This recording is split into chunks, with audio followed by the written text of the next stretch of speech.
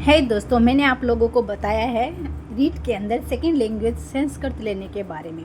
तो मैं ये बताऊंगी कि जब मैंने इंग्लिश से मैंने संस्कृत लैंग्वेज ली थी तो किस तरीके से आप अपनी तैयारी कर सकते हैं, और मैंने किस तरीके से तैयारी की, किस बुक से पढ़ा, क्या क्या चीज़ ली, वो मैं आप लोगों को बताऊँगी। तो सबसे पहले बात करते हैं, जो संस्कृत की शिक्षण विधियाँ होती है वो हमारी हिंदी की शिक्षण विधियों से अलग होगी, क्योंकि हर एक लैंग्वेज अलग होती है तो शिक्षण विधियाँ भी अलग होगी। तो मैंने इस बुक को इसीलिए मंगवाया था कि जो भी संस्कृत में लिखी हुई चीज़ें वो हमें हिंदी रूप में मिल जाए और हम उसको अच्छे से एक बार पढ़ के चीज़ों को समझ लें, और उसके बाद में अगर पेपर तो संस्कृत में आएगा, ये तो हमें भी पता है। तो इसलिए मैंने ये वाली शिक्षण विधियाँ की बुक मंगवाई थी, और ये हैं उनके इसके राइटर मनोज कुमार मिश्रा। और अब इसकी हालत ऐसी हो गई है, आप लोग देख सकते हैं कि ये भी इसका कोई यूज़ नहीं है, फिर भी मैंने अपनी जो भी पात्रता की बुक है, नोट्स है, मैंने अभी तक संभाल के रखे हैं, इसीलिए ताकि अगर किसी को भी ज़रूरत पड़ी या किसी को भी चाहिए हो तो वो मुझे ऐसा लगे कि कोई मेरे पास आए तो मेरे पास ये ना हो, हाँ मेरे पास थी और मैंने बेच दी, इसलिए मैंने इनको अभी तक संभाल के रखा है। अदरवाइज़ मेरे अभी तो किसी काम की नहीं है। तो इसमें देख सकते हैं इस तरीके से शिक्षण विधियाँ थी,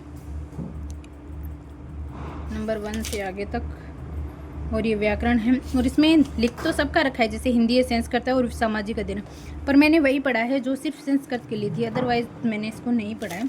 थोड़ा बहुत अलग है हाँ, और कुछ है जो डायरेक्ट मतलब संस्कृत में, अदरवाइज कहीं पे भी नहीं मिलेगी। तो ये वाली बुक थी एक मेरे पास। उसके बाद में बात करते हैं, जो एक फर्स्ट बुक जो मैंने मंगवाई थी वो ये वाली है, जो सबसे पहली बुक थी मेरी शिक्षण विधियों की, सॉरी रीट के लिए। तो आप इस बुक की हालत देख के समझ चुके हैं क्या हालत है इसकी, और मैंने इसको भी अभी तक संभाल के रखा हुआ। और ये देख सकते हैं आप, लक्ष्य की बुक है ये, लक्ष्य की है, रीट लेवल 1 के लिए, ठीक है। और इस तरीके से इसकी हालत हो। तो इसके अंदर जो संस्कृत दे रखी थी, पर्यावरण अध्ययन बाल विकास, सॉरी ये तो उसके लिए जो क्या बोलते हैं उसको, मैथ जो हमारा सब्जेक्ट है उसके लिए। इसमें ना संस्कृत के लिए एक अलग से बुक थी जो लैंग्वेज के लिए थी, वो मुझे मिली नहीं, पर ये बुक आती है अगर आप लेना चाहें तो। देखो लक्ष्य की आएगी तो 2 ही पैटर्न में आएगी, एक आप लैंग्वेज के लिए दे रखी होगी अलग से, और एक इसके लिए दे रखी होगी। 1 मिनट में देखती हूँ, नहीं है, नहीं मेरे पास अभी वो, शायद हो सकता है मैंने किसी को दे दिया हो। एक ही ये बुक है, ठीक है। और फिर बात करते हैं मेरे नोट्स की। तो अगर आप मेरी तरह थोड़े पेजों में को लेकर पढ़ना चाहते हैं, याद करना चाहते हैं, तो इस तरीके से आप पेज में नोट्स बना सकते हैं और फिर अपने सब्जेक्ट वाइज स्टेपल कर सकते हैं। और नहीं करना चाहते वैसे तो रजिस्टर में नोट डाउन कर सकते हैं। तो मैंने जो पेज में नोट्स बनाए थे मैं वो बताती हूँ आप लोगों को। तो एक एक चीज़ मैं आप लोगों को दिखाती हूँ किस तरीके से मैंने बनाए थे और आप भी कैसे बना सकते हैं। सबसे पहले तो जो भी शिक्षण विधियाँ हों, देखो हम पहली बार याद करते हैं तो हमें अंदर की मैटर को जानने से ज़्यादा ज़रूरी होता है कि बाहर की चीज़ों को हम याद कर लें। तो सबसे पहले आप जो मैं शिक्षण विधियाँ होगी उनको लिखिए, और उसके बाद में उनको प्रतिपादित करने वाले जो लोग हैं उनका नाम लिखिए, जैसे किंडरगार्टन, फ्राबेल ने की, मोंटेक्सरी, डॉक्टर मारिया मोंटेक्सरी ने की। इस तरीके से ये मैंने पूरा लिख रखा है। और ये 26 शिक्षण विधियाँ हैं जिनको मैंने यहाँ पे 1 बाय 1 करके नाम लिख रखा है। और उसके बाद में ये हो गया फर्स्ट पेज, आप इस तरीके से नोट डाउन कर सकते हैं, क्योंकि ये इजी हो जाता है। क्योंकि एक साथ में अगर हम पहली बार पढ़ते हैं इतना सारा मैटर तो याद होना थोड़ा पॉसिबल होता है, पर बार बार इनका रिपीट करेंगे तो ये हो जाएगा। उसके बाद में ये देखो, ये मैंने है ना क्वेश्चंस थे उनको आंसर किया। अगर जो भी मैं टेस्ट देती थी या जो भी प्रैक्टिस करती थी यूट्यूब चैनल से क्वेश्चंस के लेकर, तो जो भी क्वेश्चन मुझे नहीं आता था मैं उसको नोट डाउन कर लेती थी। और आप भी नोट डाउन इस तरीके से कर सकते हैं कि वो ऑप्शन जो भी लिखते थे मैं ऑप्शन भी नोट डाउन करती थी, क्योंकि हमें ये पता तो रहे कि इसमें से अगर ऑप्शन में आता है ये क्यों नहीं है। अदरवाइज़ आप ये भी कर सकते हैं, क्वेश्चन लिख कर डायरेक्ट आंसर लिख सकते हैं, पर मैं ऑप्शन भी लिखती थी। यही है सेकेंड पेज की बात। हो सकता है वीडियो थोड़ा लंबा हो जाए, पर ये आपके हेल्प के लिए है।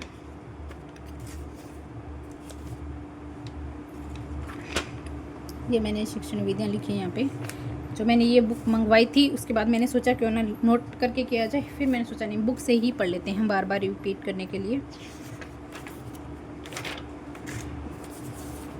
फिर आती है संस्कृत शिक्षण अभिरुचि प्रश्न, तो ये भी क्वेश्चंस नोट डाउन किए हैं मेरे, ओके।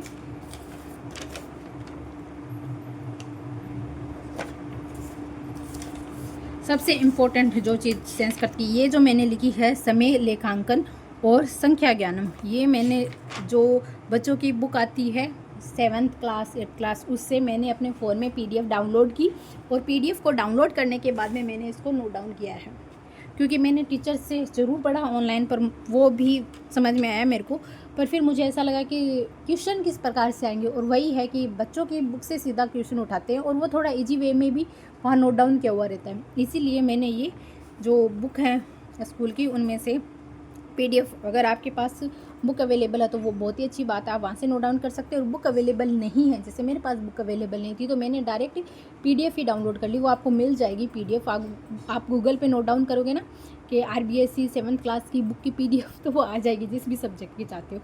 मैंने सारे सब्जेक्ट की PDF डाउनलोड कर रखी थी और कई बार मैं क्या करती थी, क्वेश्चन कर लेती वहाँ से, या कोई मैटर या कोई टॉपिक होता था जो मुझे समझ में नहीं आता तो मैं वो वहाँ से पढ़ लेती थी। तो आप लोग देख सकते हैं इसको, 7 बजे से 11 बजे तक चतुर्थवादनम एकादशवादनम पर्यंतम, और 7:03 से त्र्यधिक सप्त वाक्य को वादने बोलते हैं, ठीक है।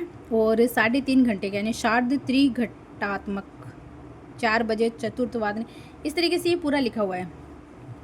और ये संख्या का ज्ञान हो गया, ये तो मैंने और भी लिखा था 1 2, देखो संख्या ज्ञान के बारे में मैंने यहाँ पे पूरा लिखा हुआ है, आप देख सकते हैं। 1 से लेकर मैंने यहाँ पे काउंटिंग पूरी लिखी थी, क्योंकि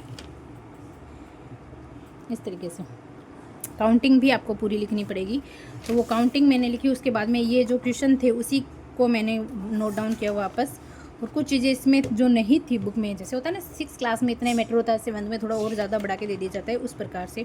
और राजस्थान के आधुनिक साहित्यकारों के नाम भी मैंने संस्कृत में लिखे थे, क्योंकि कभी कभी कोई क्वेश्चन पूछ लिया जाता है तो कुछ भी छोड़ने का हमारे लिए ये चांस नहीं बनता है। और उसके बाद में बात करते हैं हम जी, एक है का जो भी ये जो संख्या ज्ञान है, और उनको भी लिंग वाइज कैसे अलग अलग लिखते हैं वो। फिर समय का ज्ञान, घंटा को क्या बोलते हैं, मिनट को क्या बोलते हैं, सेकंड को क्या बोलते हैं, सवा को क्या बोलते हैं, आधा को क्या बोलते हैं, पौना को क्या बोलते हैं, और बजे को क्या बोलते हैं, ये हो गया। फिर 1 बजे को एक वादनम, द्विवादनम, त्रिवादनम, चतुर्थवादनम, पंचवादनम, सप्तवादनम, अष्टवादनम, नववादनम, 10वादनम, एकादशम, द्विदशम, और इस तरीके से ये। तो ये भी आपको याद करना पड़ेगा कि सवा को क्या बोलते हैं, जैसे मैंने आपको बता दिया कि घंटा को होरा बोलते हैं, मिनट को कला, निमेश, पल, ये तीनों ही शब्द मिलते हैं। सेकेंड को छम बोलते हैं, सवा को सपाद बोलते हैं, आधा को सार्ध बोलते हैं, पौन को पादोन बोलते हैं, और बजे को वादनम या वादने बोलते हैं, ठीक है। तो इस तरीके से आपको शॉर्टकट में लिख लेना भी चाहिए। देखो मैं मेरे नोट्स दिखा रही हूँ, आप इससे और भी बेहतरीन तरीके से आप लोग लिखते भी होंगे और लिख भी पाएंगे और लिखेंगे भी, तो ये भी यकीन अपने आप पे रखिएगा। ये सार्ध को कैसे लिखते हैं, पौने को क्या बोलते हैं। फिर इसमें कुछ और भी दे रखी थी, ये पूरा मैंने ना बुक से लिखा हुआ है, मेरा जो स्कूल की बुक है उसी से नोट डाउन किया हुआ है ये सब। अगर आपको चाहिए होगा अगर ये, तो मैं ज़रूर आप लोगों को तक पहुंचाऊंगी ये, बस कमेंट बॉक्स में लिख देना अगर आपको ये चाहिए तो, क्योंकि अभी तक मैंने इनको संभाल के रखा हुआ है। मुझे पता ही है मेरे किसी काम का नहीं है, पर मैंने संभाल के रखा हुआ है, इन फ्यूचर क्या पता कभी काम आ जाए बच्चों को पढ़ाने के लिए। यह निदानात्मक है, ये निदानात्मक आपको हर एक सब्जेक्ट में मिलेगा, तो आप इसको अच्छे से इसके नोट्स बना के रखना शिक्षण वीडियो के अंदर, ठीक है। उसके बाद में ये अनुष्टुप, इंद्र वज्र, उपेंद्र वज्र, ये छंद है जो उसमें लिखे होंगे, तो ये सब कुछ ये याद करना पड़ेगा आपको। वसत से जत जरू, ये सब कुछ देखो इस तरीके से मैंने ये शॉर्ट में लिखा था, और मैं अपनी जो टेबल थी वहाँ पे मैंने इसको फर्स्ट में रखा हुआ था, क्योंकि ये पढ़ना है, याद करना, और हर बार इससे क्वेश्चन आता ही आता था। उसके बाद में ये तो जीके का, हाँ ये जीके का है, सज्जन का, ठीक है। फिर बात करते हैं प्रत्येक के नोट्स की। तो इस तरीके से ये मेरे प्रत्येक के नोट्स हैं जो मैंने बनाए हैं। तो ये वाले नोट्स हैं जो बहुत सी चीज़ों का मिश्रण है, मैं आपको ये बताती हूँ, क्योंकि कई बार क्या होता है आपको बहुत सी चीज़ें आती है और कुछ नहीं आती है, जो कुछ नहीं आती है तो वो मैं नोट डाउन करती हूँ अच्छे से। तो ये प्रत्यय हैं, इसके अंदर अच्छे से लिखा हुआ है, ये मैंने यूट्यूब की क्लास से ही नोट डाउन किया हुआ है, ये देख सकते हैं आप। फिर मैं उसी क्लास से मेरे बुक के नोट्स को भी चेकआउट करती हूँ। ये कतवंतु, नवुल, प्रत्यय, कुछ एग्जाम्पल भी ज़रूरी होते हैं समझने के लिए, जो मोस्ट इम्पॉर्टेंट होते हैं और हार्ड होते हैं उन्हीं को आप नोट डाउन कीजिए। जो आता है उन चीज़ों को बिल्कुल भी नोट डाउन मत करना।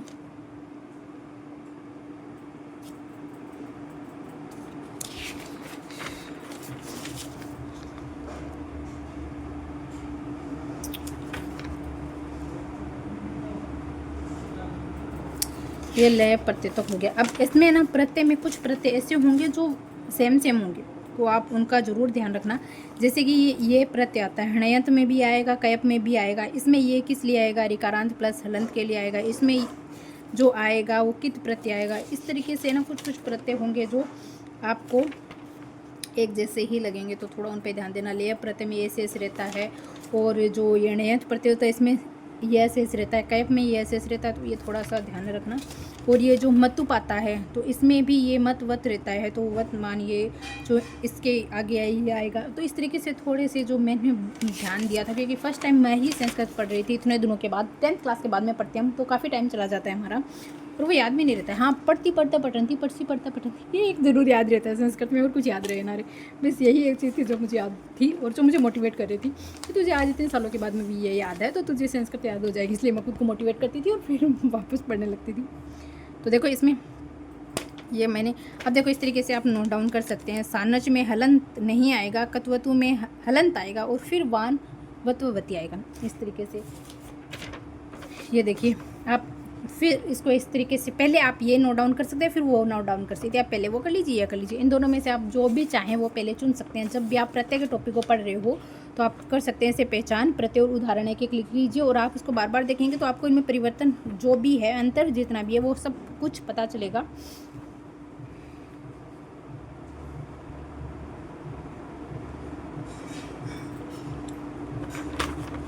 ये देखिए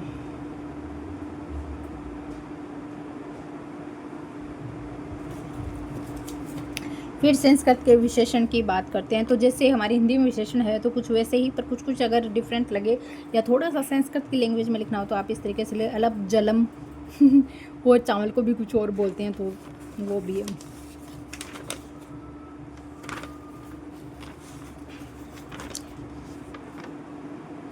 देखो हम सक्सेस हो, ये देखो प्रथम तृतीय के अंदर कैसे प्रयोग करते हैं। सा अहम, सा को तेन हो जाता है, सा को तया, अहम को मया, भवान भवता, तुम तव्या, ते पिता पितृ, ये जो विभक्ति होती है उसके अकॉर्डिंग लिखा हुआ है। और ये है अव्यय, ये भी आता है क्वेश्चन में बहुत, और ये हिंदी सेंस करते हैं। सदा को हमेशा बोलते हैं, अकस्मात को अचानक, तो ये इस तरीके से आप अव्यय भी नोट डाउन कर सकते हैं। ये देखो ज़्यादा नहीं है, पर ये एक पेज में होता है ना तो हम पढ़ लेते हैं, और एक टारगेट भी होता है भी इस पेज को ख़त्म करना है, याद करना है। पर बुक लेके बैठते हैं ना, वो बुक थोड़ी ज़्यादा हो जाती है, इसलिए मैं पेज में ज़्यादा नोट डाउन करती थी। और ये सबसे इम्पोर्टेंट, इनसे भी क्वेश्चन आता है पाणिनि, कात्यायन, पतंजलि, इनके नाम, इनका जन्म कब हुआ, इनके पिता का नाम, घर का नाम, और इन्होंने किन किन की रचना की थी। ये देखो जन्म स्थान सब कुछ लिखा हुआ है, ठीक है। इनको क्या कहते हैं, इन सब के बारे में लिखा है। मृत्यु सब कुछ, त्रिमुनि कहते हैं इनको। फिर ये संस्कृत में मूल्यांकन, क्योंकि मूल्यांकन भी हर एक सब्जेक्ट में आएगा। ये अवयव जो मैंने आपको लिखा है तय उससे पहले के लिखे हुए हैं। शिक्षण विधि, तो संस्कृत लैंग्वेज में थोड़ा लिखना भी पड़ेगा, थोड़ा याद करना पड़ेगा। ये क्वेश्चन ही है, मैं क्वेश्चन भी नोट डाउन करती थी। शिक्षण विधि से रिलेटेड क्वेश्चन है जो मैंने नोट डाउन किए हुए, जो भी ऑनलाइन क्लासें में लेती थी, मुझे नहीं आता था तो मैं नोट डाउन करती थी। और ये है पद शिक्षण, तो संस्कृत में पद शिक्षण, गद्य शिक्षण और व्याकरण शिक्षण, अलग अलग शिक्षण दे रखे हैं। तो ये पद शिक्षण के नोट्स हैं। देखो नौकरी लगना न लगना, या जिस एग्ज़ाम में दे रहे हो आपका उसमें सिलेक्शन होना ना होना, ये अलग बात है, पर आप मेहनत कितनी करते हो वो एक अलग बात है। मैं अपनी मेहनत से संतुष्ट होती हूँ, पर फिर और मेहनत करने के लिए भी तैयार रहती हूँ। जब तक सिलेक्शन नहीं होता है हमें तो पढ़ते ही रहना है। और ये हो गए कारक संस्कृत के।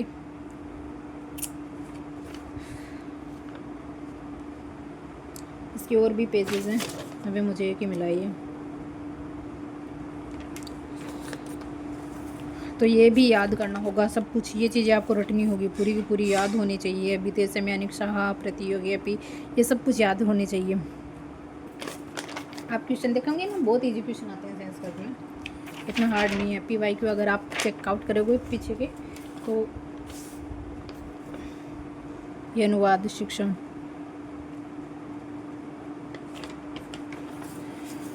मैं मेरे नोट्स इसलिए दिखा रही हूँ ताकि आप लोगों को नोट्स बनाने में भी आसानी हो और आप लोगों को डर ना लगे संस्कृत से। यह शुद्धि संशोधन है। द्वितीय विभक्ति में ये शब्द आते हैं तो वो द्वितीय विभक्ति होती है। हमें वाक्य दे दिया जाता है तो इसमें अशुद्ध शुद्ध या ढूंढने के लिए दिया जाता है तो हमें पता होता है ये शब्द इस साथ में आएगा, तो ये सब कुछ पूरा याद होना ज़रूरी है।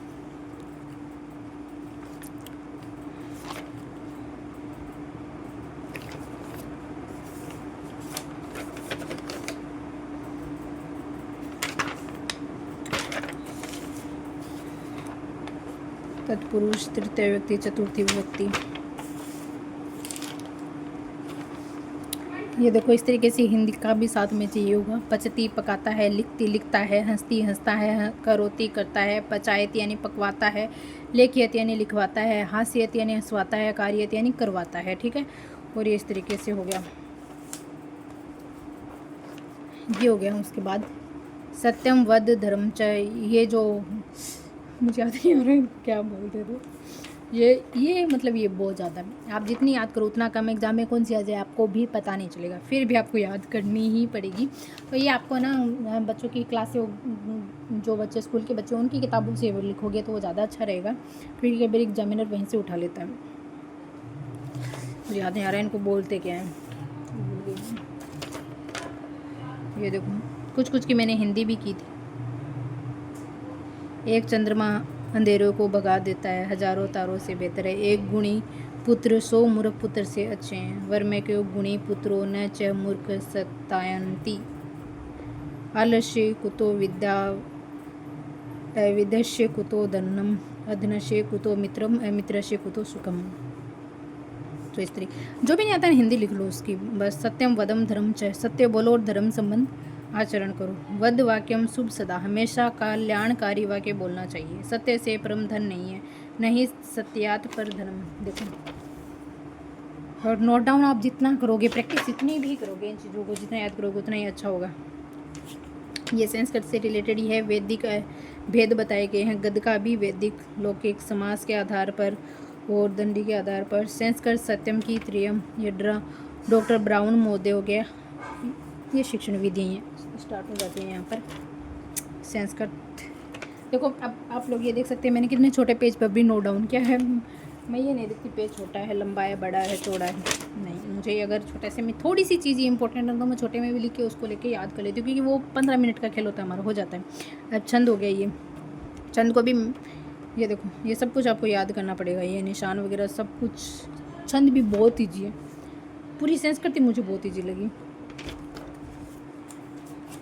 मैंने शुरू में जितनी ही कोशिश हिंदी में की थी, इंग्लिश में की थी, काश में मुझे किसी ने गाइड किया होता कि संस्कृत लैंग्वेज ले लो, सही है अच्छे से। मतलब हमें क्या चाहिए, हमें नंबर चाहिए, अच्छे नंबर बनने चाहिए हमारी, हमें नंबर से मतलब है। हमें किसी भी सब्जेक्ट का विद्वान नहीं बनना, इस वक्त तो नहीं बनना। हाँ, बच्चों को पढ़ाएंगे करेंगे तो ज़रूर विद्वान बनेंगे, हर एक चीज़ को जानेंगे समझेंगे, पर अभी हमें उतना ही पढ़ना चाहिए जितने हमारे सिलेक्शन हम पास किए। तो मुझे बताने वाला कोई नहीं था और मैंने इंग्लिश लिया था और थोड़ी बहुत मुझे अच्छे से इंग्लिश आती थी। बस संस्कृत मैंने इसीलिए नहीं लिया क्योंकि संस्कृत को पढ़े हुए काफ़ी टाइम हो गया और इंग्लिश थी जो हमारी चलती रहती है, और BSTC हम करते हैं तब भी हमारे सब्जेक्ट में इंग्लिश रहती है, तो इसलिए वो इंग्लिश से टच में भी रहते हैं। तो मैंने इंग्लिश लिया था, पर मेरा जब नंबर ही नहीं बना इंग्लिश के अंदर तो फिर मैंने संस्कृत लिया। और उसके संस्कृत लेने के बाद भी मैं कुछ नंबर से रह गई, पर कोई बात नहीं, रह गई थी। और उसके नेक्स्ट में वो पात्रता एग्ज़ाम हो गया था रीट वाला। पर अब जो भी मेरे पास सजेशन के लिए आता है तो मैं उसे यही कहती हूँ, भाई संस्कृत पढ़ के देखो, संस्कृत लेके देखो, तुम्हारे नंबर इंक्रीज संस्कृत में होंगे। मैं ये नहीं कहती कि मेरे हुए हैं तो सभी के होंगे, पर ज़रूर होंगे। पर ये ज़रूर कहूँगी जितनी इंग्लिश हार्ड, मतलब इंग्लिश लैंग्वेज ईजी है, पर आप सेकेंड लैंग्वेज में लोगे तो इंग्लिश ज़रूर हार्ड ही होगी, क्योंकि बहुत सा जो साहित्य वाला पोर्शन उसमें ज़्यादा है जो हमारा पहले पढ़ा हुआ नहीं होता है, तो थोड़ा उसमें और क्वेश्चन उस तरीके से नहीं आता है। उसके जो पेडालॉजिकल क्वेश्चन आते हैं ना इंग्लिश के, वो रियल में कैच नहीं कर पाओगे आप। मैं तो कैच नहीं कर पाई थी, मेरे गलत हो रहे थे, और एक दो क्वेश्चन है जो हो जाते हैं, पर अदर जो मैटर है वो बहुत ही डिफ़िकल्ट लगता मुझे। तो जो हमें इंग्लिश आती है ग्रामर वाली, वो सेकेंड लैंग्वेज में नहीं होती है, ये पढ़ती इसीलिए। मैंने फिर संस्कृत पे फोकस किया और जिस तरीके से मैं आपको नोट संस्कृत के दिखा रही हूँ इसी तरीके से मैंने इंग्लिश में भी मेहनत की थी और इंग्लिश में भी चीज़ों को किया था, पर वो नहीं सक्सेस हो पाया। एंड एक ये था जो कि बुक स्टोर वाले ने दिया था, ये लो। आपके भी अगर पास में कोई बुक स्टोर वाला होगा तो हो सकता है आज के टाइम में भी ये सब चीज़ें मिल जाएँ। और इसके अंदर सब्जेक्ट वाइज प्रैक्टिस सेट हैं, बहुत सारे क्वेश्चन, ये भी मुझे किसी ने ला के दिया था। और उसके बाद बात करते हैं मेरे रजिस्टर की। ये हो गए सारे मेरे नोट्स, और इस नोट्स के बाद में हम बात करते हैं मेरे इस रजिस्टर की, जिसमें मैंने ऑनलाइन भी लिखा है और मैं किस किस टीचर से ऑनलाइन पढ़ी हूँ या कोर्स किसका लिया है वो बताऊँगी। कोर्स तो मैंने आप लोगों को पहले बता दिया, मैंने उत्कर्ष का लिया था, ठीक है। और उत्कर्ष के टीचर से संस्कृत पढ़ने के बाद में भी मुझे इतनी अच्छी से संस्कृत नहीं आई। तो एक तो जो किरण मैम हैं यूट्यूब पर, उनसे मैंने संस्कृत पढ़ी। एक टीचर हो रहे हैं जिनका नाम मुझे याद नहीं आ रहा संस्कृत से, वो भी अच्छा पढ़ाते थे। और वो है ना फर्स्ट ग्रेड टीचर या कुछ व्याख्याता है संस्कृत के ही, रैंक लाई हुई है उनकी, पर मुझे अभी नाम याद करना है। राम कुछ ऐसे कुछ नाम है, राम से रिलेटेड ही उनका, राम कृष्ण शास्त्री भी लगाते हैं वो। प्रॉपर्ली मुझे उनका नाम याद नहीं आ रहा। वो भी अच्छे से पढ़ाते हैं, डीपली पढ़ाते हैं और एकदम मस्त तरीके से पढ़ाते हैं, ईजी वे में पढ़ाते हैं। तो अगर मैं ज़रूर कोशिश करूँगी यूट्यूब पर सर्च करने की, मुझे मिल जाते हैं तो मैं उनको स्क्रीनशॉट ऐड कर दूँगी, ठीक है। जिन जिन टीचर से मैंने संस्कृत पढ़ा उन सबके स्क्रीनशॉट मैं ऐड कर दूँगी यहाँ पे, तो आप लोग उन टीचर से भी पढ़ सकते हैं। और ये मेरा रजिस्टर है जो मैंने बनाया है। पहले मैंने इंग्लिश पढ़ी थी तो इंग्लिश के लिए बनाया, फिर मैंने इंग्लिश से इसको कन्वर्ट कर दिया था संस्कृत में। और यहाँ से शुरू होता है ये महेश्वरी सूत्र से।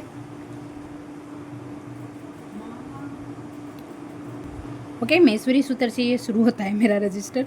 अयूण लिरिक ए ओड ए ओच है व्रट लर्न डमन, जब ये बहुत काम के, याद कर लेना इनको, रट लेना संस्कृत में, तो ये बहुत इंपॉर्टेंट है। जब शुरू में मैंने इनको याद करना शुरू किया था ना, बहुत मज़े आए मेरे को, मैंने इन्जॉय कर करके इनको पढ़ा है। घर वालों को लगता था क्या पढ़ रही है, पंडित बनेगी, सारे मंत्र तंत्र ऐसे शब्द हैं। ये देखो, इचुषा नाम तालु है, ऋतुषा नाम मूर्धय उच्चारण स्थान, ऋतुषा नाम दंत है, उपपद है, नाम ओष्ट है, अण डण में नाशिक है, अद्य तो कंठ तालु, ओद तो कंठोष्टम, वकारस्य दंतोष्टम।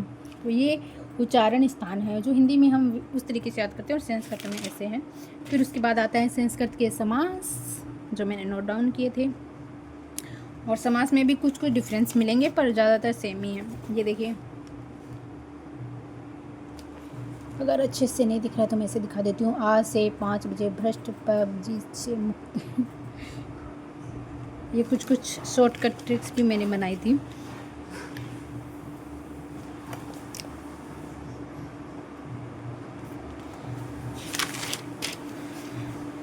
ये यहाँ पे समास हो गया। फिर समास के बाद शुरू होता है प्रत्यय, और प्रत्यय यहाँ तक जो मैंने नोट्स भी दिखाए थे और मैंने रजिस्टर में भी बनाए थे। पहले ये रजिस्टर कंप्लीट हुआ, उसके बाद मैं पेज पे नोट्स में आई हूँ। ये भी बता दूँ आपको, डायरेक्ट मैंने पेज में नोट डाउन करना शुरू नहीं, पहले मैंने इसको बनाया है। ये प्रत्यय यहाँ तक, ओके। फिर शुरू होता है यहाँ से वापस वो महेश्वरी सूत्र ही स्टार्ट हो गए, और उसके बाद में ये संस्कृत, ठीक है, वेदांग। जिन्होंने थोड़ी बहुत भी संस्कृत पढ़ ली होगी उन्होंने जो वो ज़रूर रिलेट कर पा रहे होंगे मेरे नोट्स के साथ। सर्वनाम,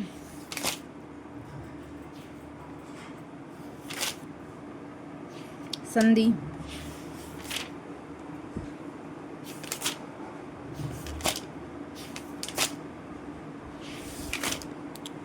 ये मीनिंग, ये देखो, इस तरह की चीज़ें भी आपको नोट डाउन करनी होगी, आपको पता चलेगा। मतलब जो बिल्कुल ही संस्कृत से अनभिज्ञ हैं, बिल्कुल भी जानकार नहीं है, नहीं जानते, तो उनके लिए ये सही चीज़ है कि आपको ये पता चलेगा ये शब्द कहाँ रहे हैं। पद्यांश आ जाएगा, गद्यांश आता है, तो हमें उसमें पढ़ने में थोड़ी सी मदद मिलती है कि कुत्र यानी कहाँ होता है, यत्र यानी यहाँ होता है, कह यानी कौन होता है, अस्त यानी है होता है, ये सब कुछ पता होना ज़रूरी होता है। और मैंने हाईलाइट उसी को किया था जो मुझे याद कम रहता था। ये देखो सब कुछ लिखा हुआ है। दुकान को क्या बोलते हैं, संचिका यानी कापी, या शरीर के अंगों के नाम संस्कृत में, संबंधियों के नाम संस्कृत में किसको क्या बोलते हैं, वस्त्रों के नाम संस्कृत में। फिर यहाँ से शुरू होता है उपसर्ग, 12 उपसर्ग होते हैं संस्कृत में और उस तरीके से इनको ये याद रखना जरूरी होता है। फिर ये अवयव का नाम जो है अवयव आपको नोट्स वैसे भी बता दिए थे और यहाँ पे भी मैंने अवयव नोट कर रखे हैं।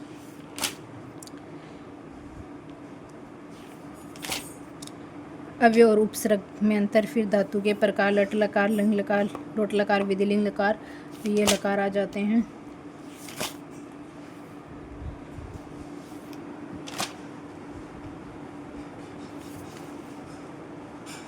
फिर यहाँ से छंद शुरू होते हैं।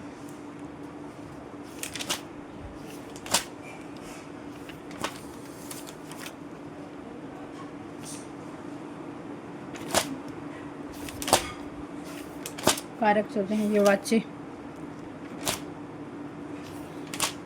सुक्तियाँ, हाँ उनको सुक्ति बोलते हैं। जो अभी हम पढ़ के आ रहे थे, मैंने बताया ना, नाम याद नहीं आ रहा, उनको सुक्तियाँ बोलते हैं। अच्छे कथन, ये मैंने यहाँ पे भी सुक्तियाँ कुछ लिख रखी है। फिर संधि, वापस जल्दी कर दिखा देती हूँ मैं आप लोगों को, ताकि आपका भी टाइम ज़्यादा वेस्ट ना हो। समास, अब देख लो समास वापस भी रिपीट हो रही हैं। ये शिक्षण विधियाँ यहाँ से शुरू होती है और ये शिक्षण विधियाँ हैं। ये गद्य शिक्षण, नाटक की शिक्षण विधियाँ, ये गद्य की शिक्षण विधियाँ आपको अच्छे से दिख भी जाए। फिर ये पद की शिक्षण विधियाँ। रजिस्टर को देखो, अभी मैं आपको दिखा रही हूँ तो भी मुझे इतनी मतलब उठाने में परेशानी हो रही है, इसीलिए मैं पढ़ने के लिए भी मैं नहीं चाहती कि मैं घूम के पढ़ के या कोई भी चीज़ याद नहीं होती तो एक जगह बैठकर हमें सो जाती है यार ये याद नहीं होती, तो इसलिए मैं पेपर लेती हूँ इसके साथ में। संस्कृत के शिक्षण सूत्र,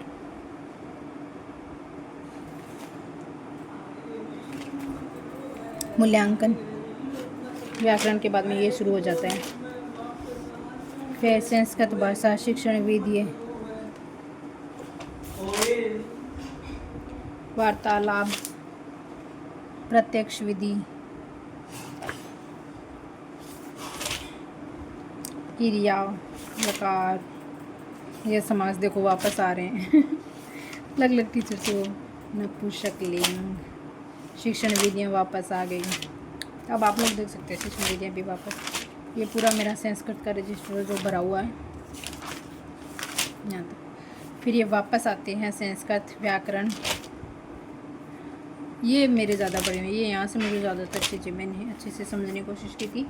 LSRW पठन कौशल शिक्षण विधियाँ शुरू हो जाती है। ये अधिगम, संप्रेषण, मौन वाचन, आगमन निगमन विधियाँ।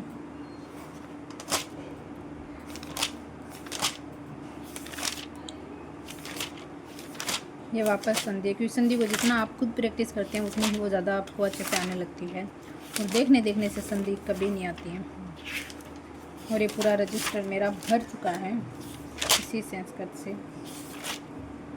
हाँ, ये सारे लकार जो मैंने एक साथ में लिखे थे ताकि हमें पता रहे, पटतु, पटाम, पटंतु, पट, पटम, पटत, पटानी, पटावा, पटावा। ओके, तो ये था मेरा संस्कृत सब्जेक्ट को लेकर आप लोगों को बताना, और मैं इसीलिए ज़्यादा बोल रही हूँ संस्कृत लिखने के लिए। हाँ, संस्कृत अच्छी सब्जेक्ट है और बाकी आपका खुद का डिसीजन, आपको जो ज़्यादा बेस्ट लगता है, जो अच्छे से आता है वो ही लेना, मेरे कहने पे मत लेना। फिर भी अगर मतलब डाउट रहता है कि संस्कृत ले या इंग्लिश, तो 15 दिन आप, अभी वक्त है, आपको एग्ज़ाम डेट ज़रूर दे दी गई है, पर आप 15 दिन अपने शेड्यूल में से 15 दिन जो भी आपने अपना तैयार किया है सिस्टम, कैसे पढ़ना है, इस तरीके से पढ़ना है, तो उसमें आप 15 दिन एक अलग साइड में रखकर इंग्लिश और संस्कृत दोनों को देने की कोशिश करना और फिर देखना कि आप इसमें से ज़्यादा किसको कर पा रहे हैं। जो भी टॉपिक पढ़े, दोनों का एक एक टॉपिक उठा के आप पढ़ सकते हो, उनके PYQ क्वेश्चंस कर सकते हो, तो आपको अंदाज़ा हो जाएगा आपको क्या करना है क्या नहीं करना है। चलिए मिलते हैं अगले वीडियो में, तब तक के लिए आप अपना ध्यान रखिए, खुश रहिए और पढ़ते रहिए। और अगर वीडियो पसंद आए तो चैनल को सब्सक्राइब करना, वीडियो को लाइक करना और अपने दोस्तों के साथ शेयर करना। जो भी रीट की तैयारी कर रहा है और जो कंफ्यूज है इसको लेकर संस्कृत ले इंग्लिश, तो अगर कोई नोट्स के बारे में देखना चाहता है तो आप प्लीज़ अपने दोस्तों तक ज़रूर पहुंचाना। मुझे पता है सभी के BSTC जो कर रहे हैं बच्चे या कर लिए, सबके अपने अपने ग्रुप्स हैं, स्टूडेंट्स हैं जो कनेक्टेड हैं, तो प्लीज़ उनके साथ भी शेयर करना, उन तक ज़रूर पहुँचाना और उन्हें ज़रूर बताना मेरे चैनल के बारे में और अपना प्यार और अपना सपोर्ट यूँ ही बनाए रखना। Thank you everyone. बस पढ़ते रहना, घबराना मत और तैयारी करते रहो। 3 महीने बहुत शानदार वाली तैयारी करो और पात्रता को चुटकियों में निकाल दो।